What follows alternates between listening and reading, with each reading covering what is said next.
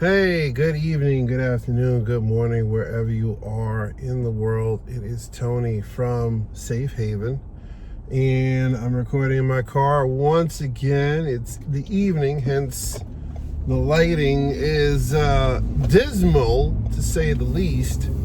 However, I'm going to try to, share whatever that I've learned over the past, I would say, week or so with you guys. So the other day, I was in my therapy session, because yes, I have a therapist, and to be honest, when you deal with narc abuse and all that, having a therapist, a bona fide qualified therapist, is paramount to healing. I was just, opening up and discussing about certain issues that I was, struggling with. And my therapist was like, well, what are you feeling right now? I was like, well, I'm feeling a sense of shame, this and that. He was like, why? I was like, well, X, Y, and Z. He was like, no, why hang on to shame? And he went on to say, listen, shame doesn't do a doggone thing to push the needle forward in your life at all. Shame is just a feeling, right? You go, you rob a bank, what are you going to do? Tell the judge, oh, I feel ashamed of what I did? That's not going to get you out of jail. What's going to prevent you from not getting in the first place is actually not robbing a bank or stop robbing, right? And as I talk to other abuse victims and we just chop it up and we just, sit down and discuss like what's happened to us, the topic of shame comes up a lot. Usually what happens is we think back and we start thinking about all the red flags we ignored. We start thinking about all the concessions we made. We start thinking about all the broken promises that we were told and believed. We start thinking about all the sacrifices we made, all the choices that we made to please and stay with this person and show them that we love them. We'll think back to the times which we took them back after they hurt us or cheated on us or lied to us.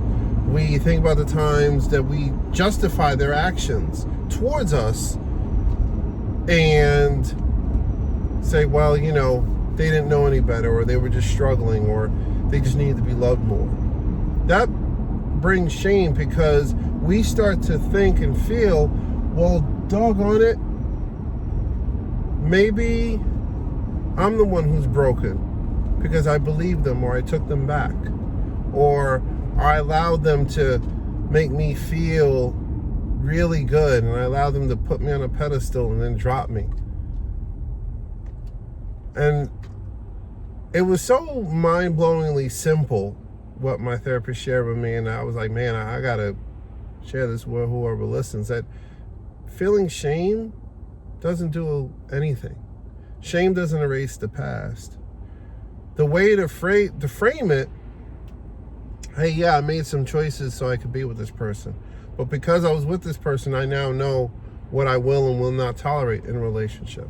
Because I was with this person, I now know that loving myself is key to a great life. Me being with this person allowed me to strengthen certain things within myself that I didn't know I was capable of. It allowed me some experiences in life.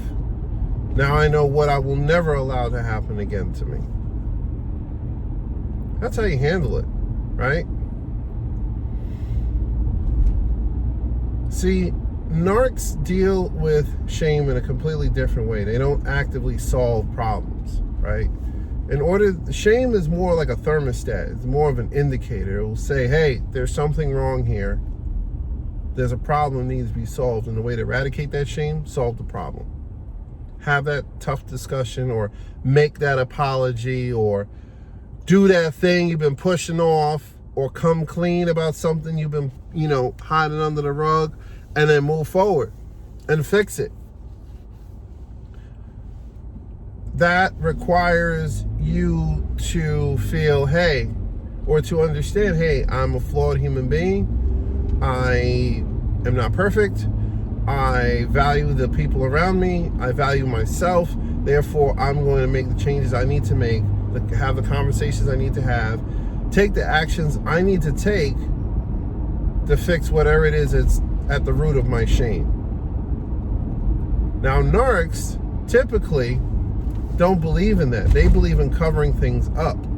They believe in putting on a persona and burying their feelings in substance abuse, or usually people, other people, whether it's sexual partners or family, friends, work. And that's how they cope with their shame. They're never going to admit and really look to fix the problems. They'll just look to take from others, resources and reactions. That's all. So that's what differentiates narc abuse victims from their antagonizers. See, we deal with shame, and we have the ability, because we are cognizant of ourselves and those around us, and we're empathetic, we have the ability to nip it in the bud and make those changes or remind ourselves of those truths. Whereas narcs don't have that ability. They're non-empathetic. So, just to recap, a lot of us are dealing with shame. I deal with a lot of shame, okay? The shame gets triggered when my kid cries to me about missing the family unit. My shame is triggered when I have conversations with friends and they're like, wait, weren't you with so-and-so? What the heck happened? How did y'all break up? Y'all look like Bonnie and Clyde. The shame is triggered when I think back and I'm like, man, I saw tons of red flags in the beginning and I chose to stay. My shame is triggered when I look back on the times I allowed this person back in just to get trampled over again, even though my friends and family were like, whoa, buddy, this ain't gonna go nowhere. Okay? Those are my shame triggers. But that's what they only are, triggers. I can't live in them. And for a while, I lived in that shame.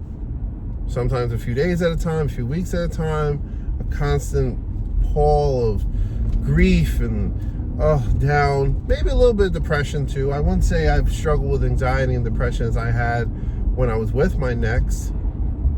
However, now I look at it like, okay, if my daughter is upset about the family not being together, well, that's a problem that I need to solve.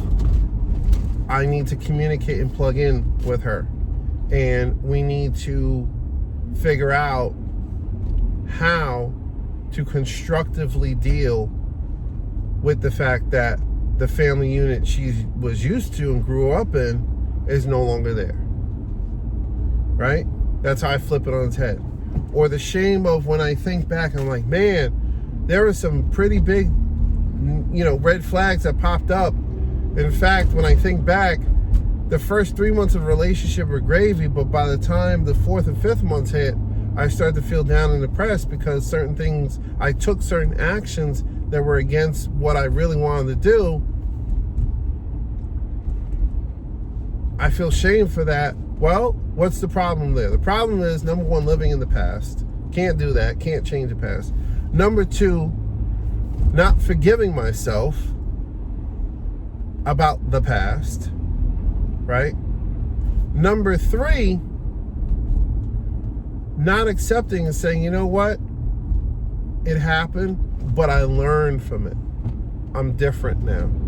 And I will never, ever move or work or live incongruently with my vision. And that's it. That's the biggest lesson I could take from it. That's how I can nip that in the bud. And that's what I do.